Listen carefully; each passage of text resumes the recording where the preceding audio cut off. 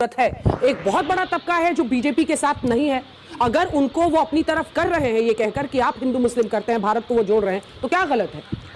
Party बदल लिया साला। देखिए, पहले तो मैं कहना चाहूंगा कि राहुल गांधी जी की जो भारत जोड़ो यात्रा है, इसका कोई भाजपा से मतलब नहीं है, ना उनके अंदर योग्यता है, ना क्षमता है कि मोदी जी के लिए चुनौती बन सके। समस्या जानते हैं क्या है कि विपक्ष में बहुत सारे दावेदार पैदा हो गए हैं। एक नीतीश कुमार जी हैं, ममता जी हैं, केसीआर हैं, केजरीवाल जी हैं, और कुछ हद तक मान लीजिए शरद पवार साहब हैं। तो उनको दिखाना है कि देखो, हम तो कश्मीर से कन्याकुमारी तक हैं जनाब, तुम कहां हो।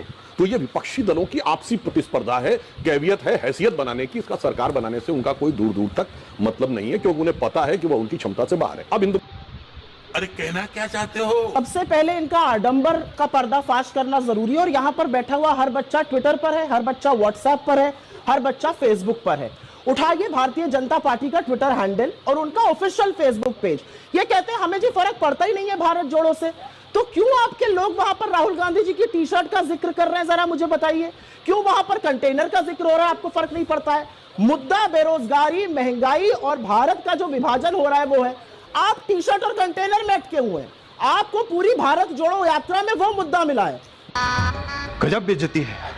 निश्चित रूप से महंगाई है, परंतु मैं एक बात पूछना चाहता हूं, एक ऐसा देश बताइए जहां राहुल गांधी जी यात्रा करने जाते हो और वहां महंगाई की दर हमसे ज्यादा हो।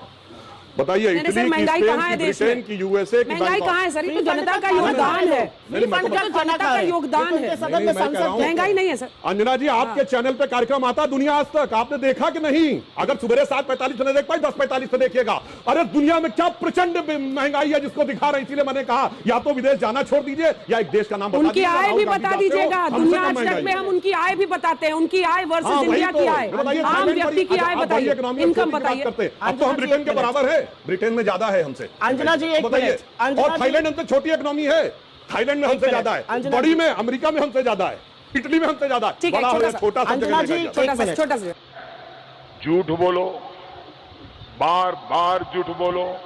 मुझे लगता है क्योंकि इन्होंने कहा कि इन्होंने हमारी तारीफ करी, तो थोड़ी तारीफ मैं भी कर देती हूँ। ये है वो 10 लाख का सूट जो मोदी जी पहनते हैं। फोटो लेके आए हैं? बिल्कुल बिल्कुल, लानी जरूरी, प्रधानमंत्री है भाई, ऐसी वैसी बात थोड़ी है।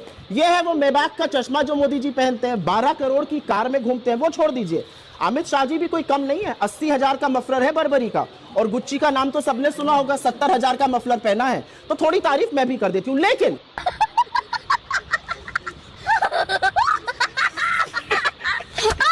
10 सेकंड में एक बात बोल देती हूँ। मूर्खतापूर्ण बात आपके बाकी प्रवक्ता कहे तो मैं सुन लूंगी, पढ़े लिखे सुधांशु जी जब करने लगते हैं तो थोड़ा तरस आता है कि बेचारे को डिफेंड करना पड़ता है।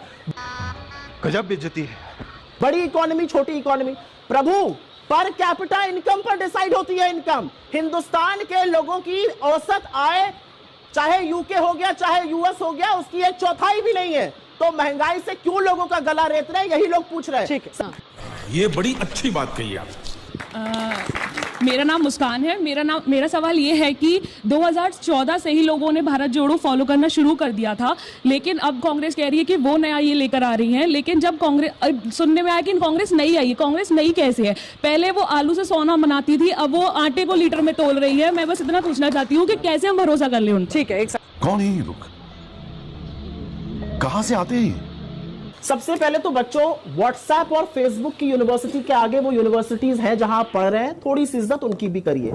आलू सोना का जवाब सबसे पहले दूंगी। आलू डालो और सोना निकलेगा, ये भाषण मोदी जी ने दिया था, राहुल गांधी जी उसको कोट कर रहे थे। बीजेपी की आईटी सेल ने सेलेक्ट पोर्शन काटा और उसको वायरल कर दिया। असली भाषण मोदी जी ने दिया था, गुजरात में दिया था। आपकी जानकारी के लिए बता दूं। सही पकड़े हैं। पहला सवाल, पहली बात तो थोड़ा सा व्हाट्सएप और फेसबुक की यूनिवर्सिटी से आगे अपनी किताबों की इज्जत करिए। दूसरा, यहां पर एक बात बोली गई कि जेएनयू वाले तो तोड़ते ही रहते हैं। हमारे विदेश मंत्री जयशंकर जी और हमारी वित्त मंत्री निर्मला सीतारमण जी दोनों ही जेएनयू के प्रोडक्ट्स हैं, दोनों ही का अल्मा माटर जेएनयू है।